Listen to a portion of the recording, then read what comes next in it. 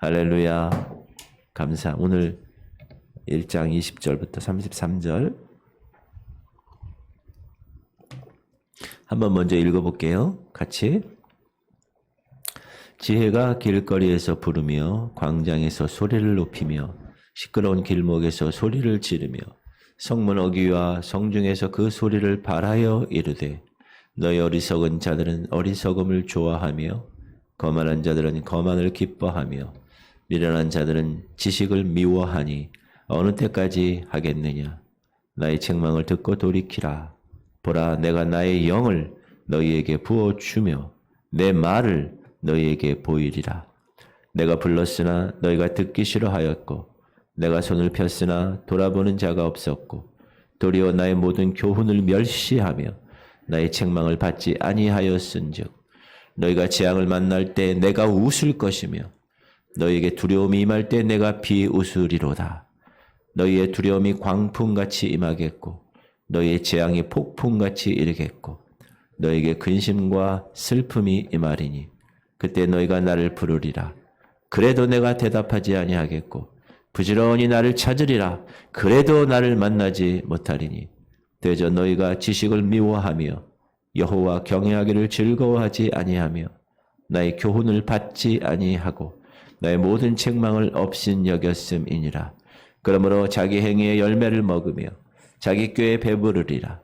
어리석은 자의 퇴보는 자기를 죽이며 미련한 자의 안일은 자기를 멸망시키려니와 오직 내 말을 듣는 자는 평안히 살며 재앙의 두려움이 없이 안전하리라.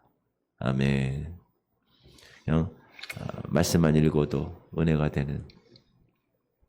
오늘 보면 그 지혜라는 것을 의인화시켜서 인격체로 지금 이야기합니다. 보면 지혜가 길거리에서 부르며 광장에서 소리를 높이며, 길거리에서 부르고 소리 높이는 것은 사람들이 하는 거죠. 의인화시켜서 하나의 인격체로 나타내고 있습니다.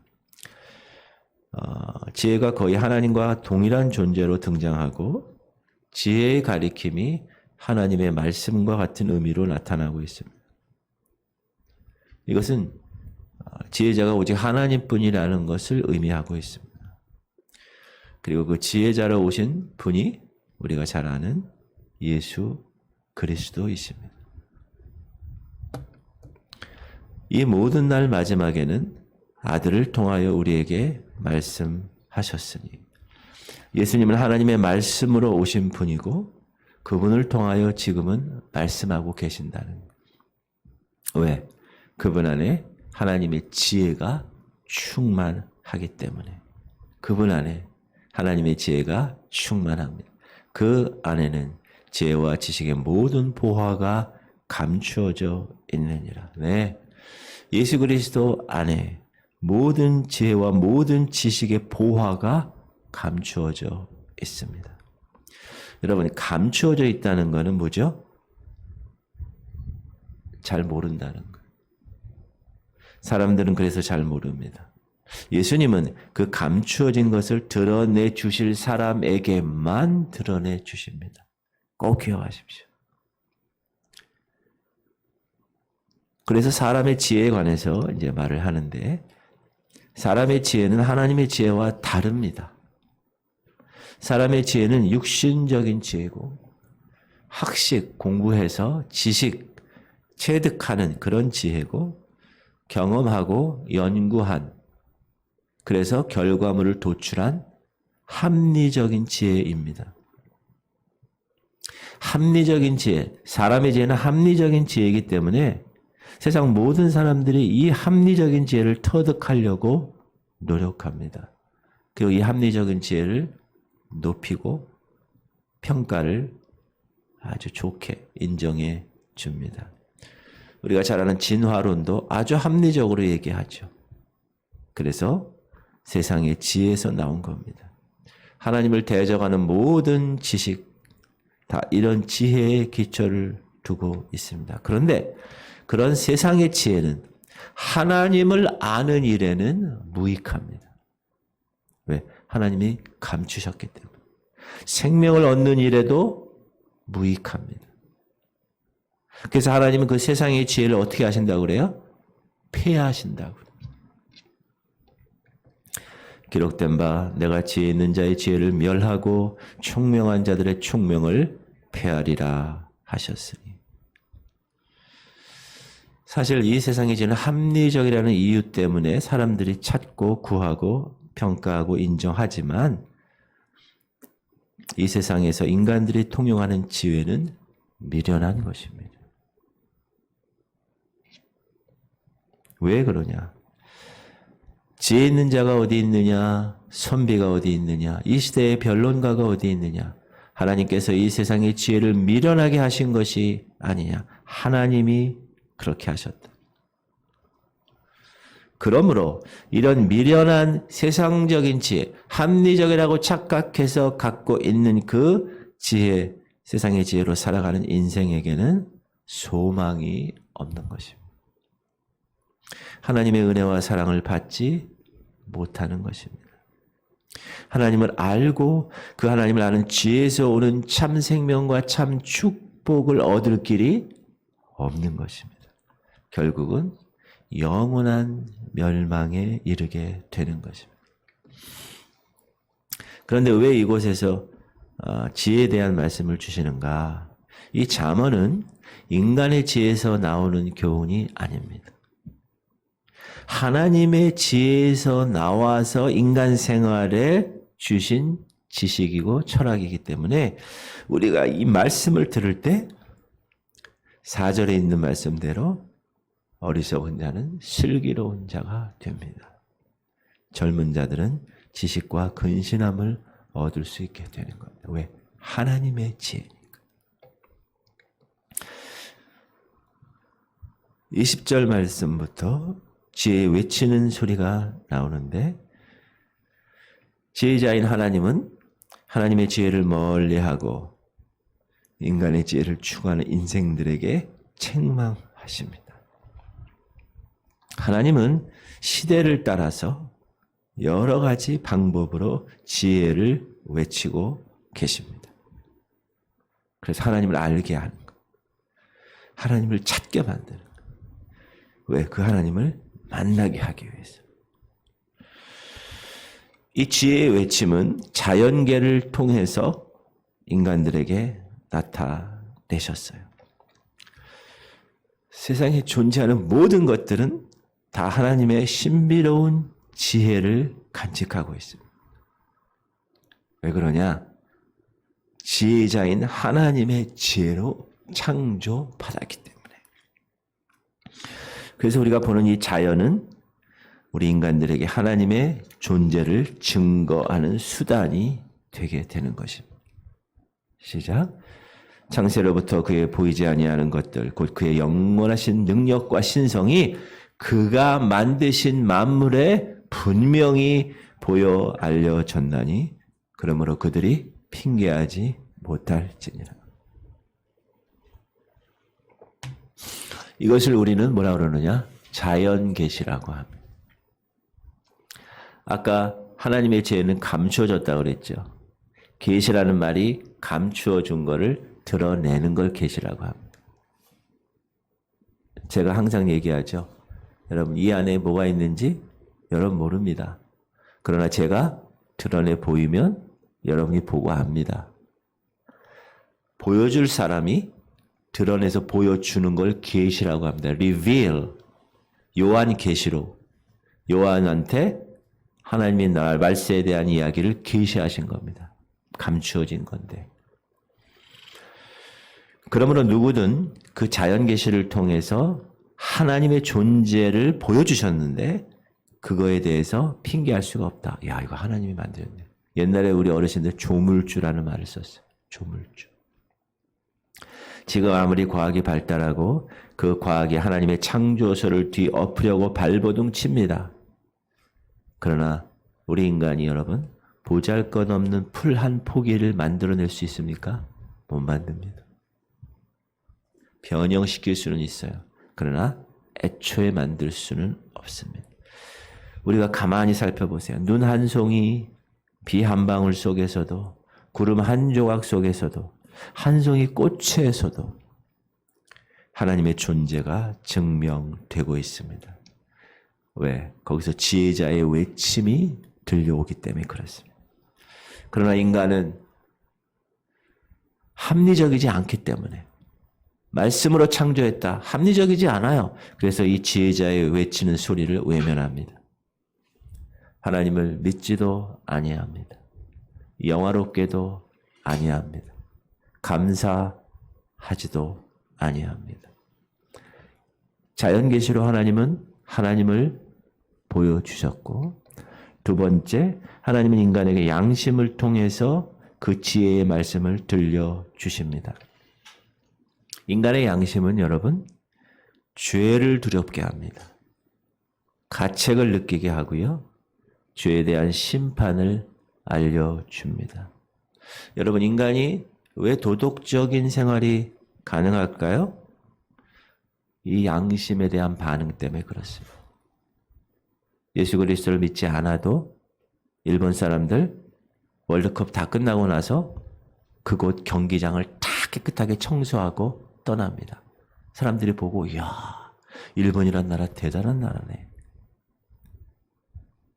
만약 인간에게 양심의 작용이 없다면 짐승과 다를 바가 없습니다.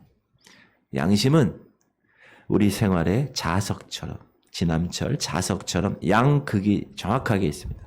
남과 북이. 그걸 정확하게 가리켜 줍니다. 양심은 선과 악을 정확하게 분별해서 우리의 마음에 알려줍니다. 그리고 그 양심은 그걸 뛰어넘어서 하나님의 존재에 대해서 하나님은 존재하신다라는 사실을 인정하게 합니다. 그러나 합리적인 것을 좋아하는 사람들은, 인간들은 이 양심의 소리를 듣기 싫어합니다. 그래서 하나님 두기를 마음에 원치 않습니다. 죄가 없는 정결한 마음은 양심의 소리를 듣습니다. 그러나 인간의 양심은 죄로부터 더러워졌습니다. 인간 사회의 도덕적인 기능만 어느 정도 남아 있습니다. 그래서 합리적이지 않은 하나님을 경외하고 하나님을 사랑하고 그런 인간의 도덕적인 갈망은 완전히 무너져 버린 겁니다. 그래서 오늘날에 와서 그 지혜의 소리가 말씀으로 나타난 것입니다. 이 말씀으로 나타난 지혜는 여러 가지로 역사했습니다. 자, 아벨의 제사를 통해서 의란 것이 뭔가 보여주셨습니다. 노아 방주를 통해서 심판이 뭔가 보여주셨습니다. 구약의 여러 선지자들, 그들을 통해서 하나님의 지혜를 선포케 하셨습니다. 그리고 이 마지막 시대에 친히 하나님의 아들 예수 그리스도, 지혜이신 그분이 스스로 이 땅에 말씀으로 세상에 오셨습니다. 시작. 말씀이 육신이 되어 우리 가운데 거하심에 우리가 그의 영광을 보니 아버지의 독생자의 영광이요 은혜와 진리가 충만하더라. 말씀이 육신이 되어 우리 가운데 오셨습니다. 그러면 이 지혜의 소리가 어떻게 전달되는가? 처음에 20절 상반절 보면 지혜가 길거리에서 부른다고 합니다. 시작. 지혜가 길거리에서 부르며. 길거리는 어떤 곳입니까? 많은 사람들이 왕래하는 곳입니다. 죄인들을 부르시고 생명을 약속하는 이 지혜는 은밀한 곳에 숨겨져 있지 않습니다. 원하는 자는 누구나 들을 수 있습니다. 누구나 원하는 사람은 얻을 수 있습니다. 가까운 곳에 있습니다. 오늘날 하나님의 말씀은 그 어느 곳에서도 들을 수 있습니다. 방송을 통해서도 저 북한 땅에서도 들을 수 있습니다. 스마트폰을 통하여서 성경책과 성경 찬송가가 스마트폰 안에 다 들어가 있습니다. 누구든지 들으면 설교가 줄줄줄줄줄 나옵니다. 복음이 무엇인지 다 알게 됩니다. 그러므로 나는 말씀을 듣지 못했으므로 믿을 기회가 없었어요 라고 핑계할 수가 없는 시대가 되었습니다. 지혜는 광장에서 소리도 높입니다. 20절 광장에서 소리를 높이며, 광장은 많은 사람들이 모이는 곳입니다.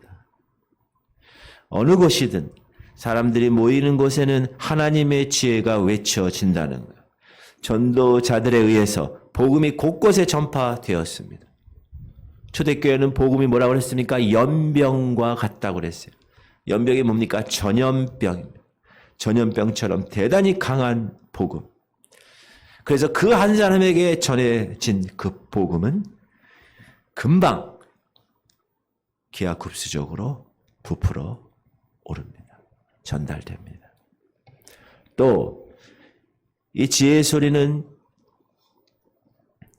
길목에서, 성문에서, 시작, 시끄러운 길목에서 소리를 지르며 성문 어귀와 성중에서 그 소리를 발하여 이르되. 시끄러운 골목, 시장 골목에도 이 하나님의 복음은 전파됩니다. 성문 어귀와 성중, 안팎 다 소리를 발한다고 했습니다. 예수님은 제자들에게 이렇게 얘기합니다. 내가 너희에게 어두운 데서 이르는 것을 광명한 데서 말하며 너희가 귀 속으로 듣는 것을 집 위에서 전파하라. 오픈해서 전파하라는 거예요. 지혜의 외침은 이렇게 쉬지 않고 지금까지 시끄러운 길목에서도, 성문 어귀에서도, 길거리 광장에서도, 그 어느 곳에서도 쉴 새 없이 전파된 겁니다. 왜? 그 이유가 뭔지 아세요? 돌이키라고. 돌이키라고. 오늘 핵심 포인트예요. 여러분 잘 돌이키세요? 인간은 잘 돌이키지 않습니다. 남자들이 운전을 하잖아요. 그러면 이곳으로 가야 되는데 감 잡고 이곳으로 갔어. 그럼 어떻게 해야 돼요? 빨리 돌이켜야 돼, 유턴해서. 근데 계속 가는 거야. 왜 가냐 그러면 다 나온다는 거야. 저도 많이 그러는데 돌이켜야 돼, 유턴을 해야 돼. 이처럼 하나님의 지혜는 세상의 어리석은 자들에게, 거만한 자들에게, 미련한 자들에게 길거리에서, 광장에서, 길목에서 모든 곳에 전파됩니다. 지혜는 그렇게 전파돼서 뭐라고 얘기합니까? 나의 책망을 듣고 돌이키라. 어리석은 자들은 그 어리석음을 버려라. 미련한 자들은 그 미련함을 버려 돌이켜야 돼. 이 돌이키라는 말씀은 어디서 돌이키라는 거예요? 죄악의 길에서 돌이키라는 거예요. 뭐가 필요합니까? 회개가 선행돼야 됩니다. 죄를 버리고 그 죄의 길에서 돌이켜 생명의 길을 택하라. 왜? 이 돌이킴이 없이는 결코 지혜를 얻어서 생명의 길을 갈 수 없기 때문에 그렇습니다. 나의 책망을 듣고 돌이켜보라. 내가 나의 영을 너에게 부어주며 내 말을 너에게 보이리라. 돌이키는 자, 회개하는 자에게 두 가지 축복을 약속하셨어요. 첫 번째는 뭐요? 나의 영을 부어주며. 하나님의 영, 성령을 부어주십니다. 사도행전에 베드로가 이르되 너희가 회개하여 각각 예수 그리스도의 이름으로 세례를 받고 죄사함을 받으라. 그리하면 성령의 선물을 받으리라. 성령의 선물을 받기 위해선 제일 먼저 해야 될 걸 회개하는 것. 성령은 거룩한 영입니다. 거룩하지 않고 회개하지 않은 사람에게 임할 수 없습니다. 거룩하기 때문에. 그러므로 내가 성령 충만하고 싶다. 그런 사람 있죠? 먼저 회개하셔야 돼요. 나를 거룩하게 만드셔. 그래야 거룩한 영이신 성령이 오시는 것. 회개하지 않으면 너희가 각각 회개하지 않으면 성령이 거하실 수가 없습니다. 조건이 되지 않습니다. 돌이키면, 회개하면 하나님의 영 성령이 부어질 거야. 두 번째는 돌이키면 나의 말을 너희에게 보이리라. 하나님의 말씀을 보이신다는 건 뭐냐? 그 말씀대로 이루어 주신다는 뜻입니다. 말씀에 언약하신 모든 축복 다 이루어 주시겠다. 할렐루야. 아니 말씀으로 약속한 걸 다 이루어 주시겠다니까요. 뭐 하면? 돌이키면. 사랑하는 성도님들, 돌이키셔서 이 두 가지 약속을 다 받는 지혜로운 백성들 되시기를 주의 이름으로 축원합니다. 그런데 돌이키질 않아요. 돌이키지 아니한 자가 받을 심판. 그거는 24절부터 쭉 나옵니다. 하나님에 대한 심판과 그들의 생애에 만날 재앙에 대해서 이야기하고 있습니다. 내가 불렀으나 너희가 듣기를 싫어하였고 내가 손을 폈으나 돌아보는 자가 없었고. 하나님이 여러분 부르신다. 어제 설교에서 모세를 부르셨어요. 네가 선 땅은 거룩한 땅이니 네 발에서 신을 벗으라. 신을 벗으라는 말은 뭐라고 그랬어요? 종이 되었다는 뜻이에요. 그 순간부터. 하나님은 각자 한 사람 한 사람에게 부르십니다. 간절하게. 그러나 합리적이지 않다는 이유 때문에 그 부르심을 외면합니다. 듣기 싫다고, 그런 얘기 왜 하냐고 귀 막는 사람이 얼마나 많은지 모릅니다. 내가 손을 폈으나 돌아보는 자가 없었다. 하나님께서 먼저 사랑의 손을 내미셨어요. 인자와 자비의 긍휼의 제스처를 취해 주셨어요. 하도 안 되니까 그 선지자들을 보내서 그렇게 얘기해도 안 되니까 말라기 선지자 이후에 하나님은 그의 아들을 세상에 보내시기로 결정하시고 손을 펴시고 십자가의 죽음, 아들의 목숨값으로 사랑을 받아 라고 하셨어요. 그러나 많은 인간들은 그 인자하심과 사랑의 손길을 외면하셨어요.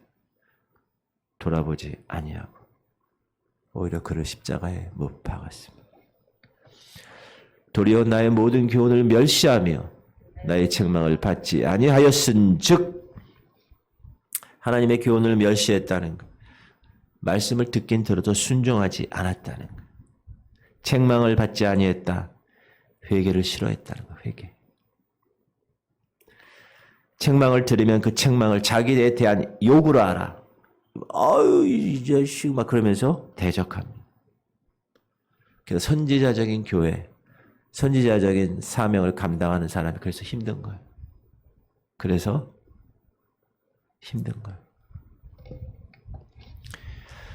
그러면 하나님이 이런 사람들에게 어떻게 하시겠다고 하십니까?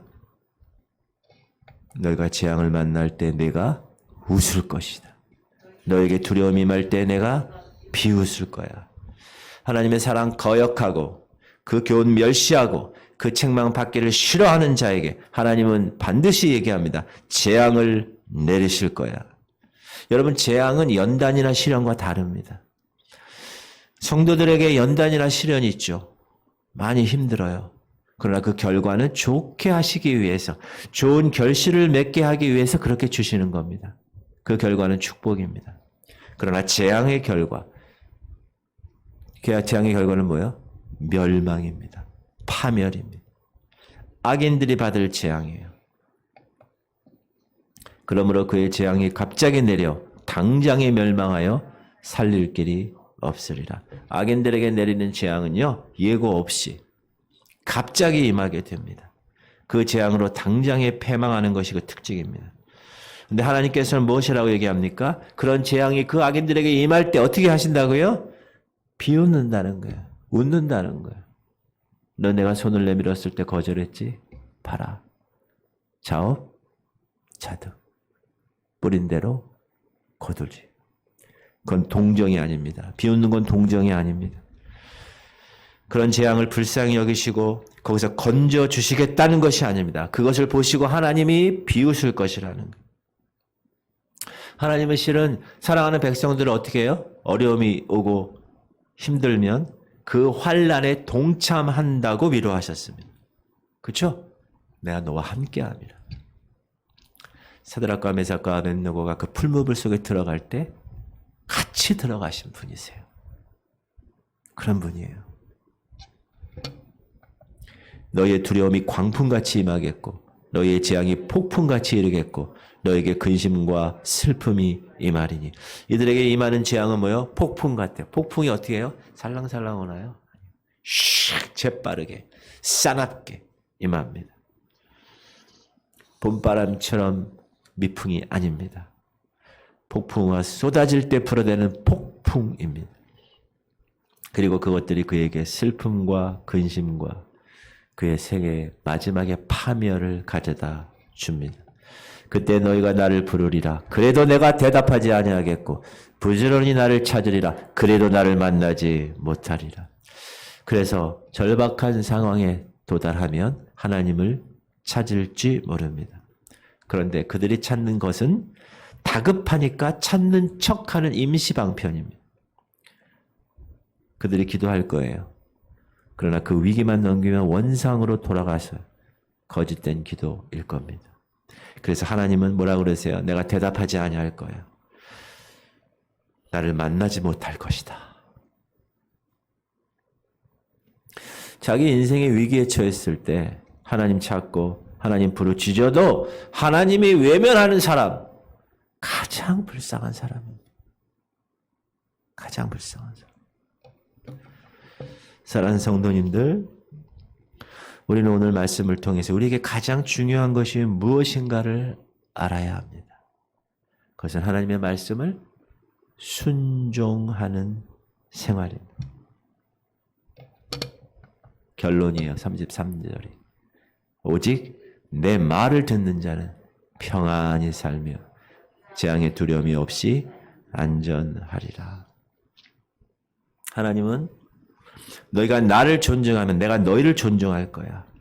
그러나 너희가 나를 경멸히 여기면 나도 너희를 경멸히 여기리라. 우리는 이 지혜자의 외침을 들어야 합니다. 돌이켜라. 돌이켜야 합니다. 지금 가는 길이 잘못된 길이니 유턴해라. 그 말씀을 들어야 합니다. 죄악의 길에서 돌이켜 새로운 삶의 길을 걸어야 합니다. 오직 내 말을 듣는 자는 평안히 살며 재앙의 두려움이 없이 안전하리라. 분명하게 하나님은 말씀하셨습니다. 사랑하는 성도님들, 오직 말씀에 순종하는 생활, 그 생활을 통해서 두려움 없이 평안한 샬롬의 생애를 살아가실 수 있기를 주의 이름으로 축원합니다.